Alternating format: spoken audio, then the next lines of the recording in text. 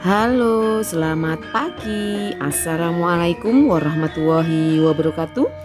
Bagaimana kabarnya anak-anak di rumah? Semoga kita semua selalu sehat ya.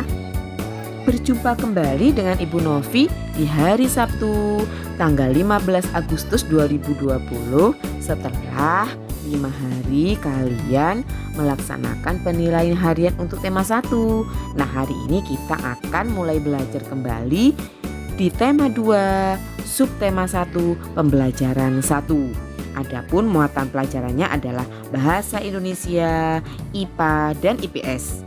Tujuan pembelajarannya adalah untuk bahasa Indonesia, siswa mampu mengidentifikasi gambar-gambar dari teks visual.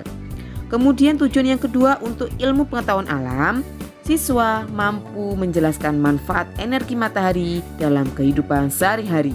Dan untuk yang ketiga, ilmu pengetahuan sosial adalah siswa mampu mengidentifikasi sumber daya alam dan pemanfaatannya dengan tepat. Nah, anak-anak sudah siap ya belajar dengan Ibu hari ini? Sebelum kita belajar, ayo kita berdoa terlebih dahulu agar pembelajaran dimudahkan dan berjalan dengan lancar. Anak-anak, energi sangat penting bagi kehidupan kita. Semua makhluk hidup membutuhkan energi.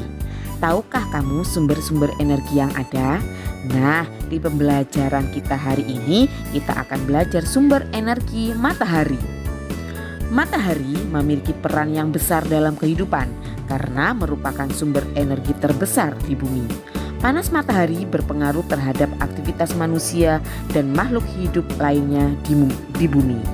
Nah, kalian amati gambar berikut ini. Setelah kalian mengamati gambar, tugas kalian yang pertama, apa yang diceritakan gambar tadi? Kemudian yang kedua, apa saja manfaat matahari bagi keluarga tadi yang ada di dalam gambar? Ternyata matahari adalah sumber energi yang membuat bumi menjadi hangat. Benny ingin membuktikan bahwa matahari sebagai sumber energi yang penting untuk kelangsungan makhluk hidup. Ayo kita bantu Benny untuk membuktikannya. Lakukan percobaan ini di luar kelas. Yang pertama, basahi 2 helai sapu tangan, 2 lembar tisu, 2 lembar kertas. Kemudian yang kedua, jemurlah sehelai sapu tangan, selembar tisu, dan selembar kertas di tempat panas, sedangkan sisanya letakkan di tempat teduh. Kemudian yang ketiga, amati dan tuliskan perubahan yang terjadi pada benda-benda tersebut setelah 15 menit, 30 menit, dan 60 menit. Nah, setelah kalian melakukan pengamatan, kalian tuliskan hasil ke dalam tabel pengamatan berikut ini. Nah, setelah kalian melakukan percobaan, selanjutnya silahkan kalian baca kisah Ali si biji energi di halaman 5. Nah, setelah kalian baca, temukan sebanyak-banyaknya manfaat energi matahari bagi makhluk hidup dalam bentuk peta pikiran berikut ini.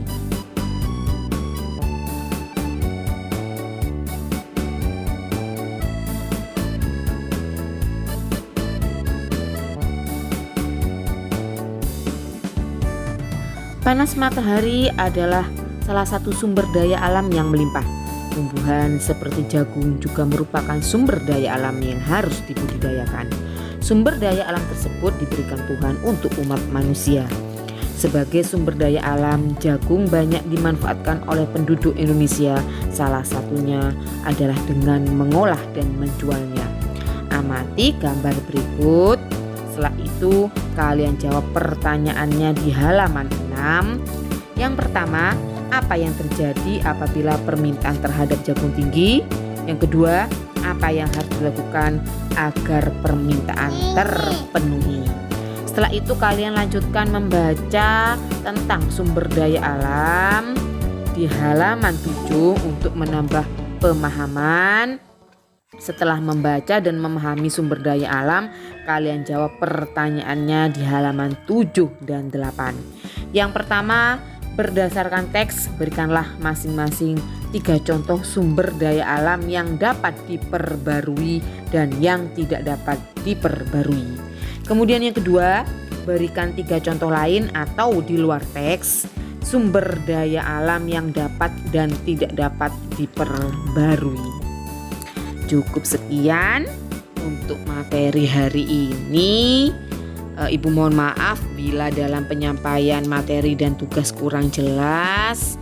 Ibu tunggu tugasnya sampai jam 9 malam. Tetap semangat belajar dan selamat mengerjakan. Wabillahi taufik wal hidayah. Wassalamualaikum warahmatullahi wabarakatuh.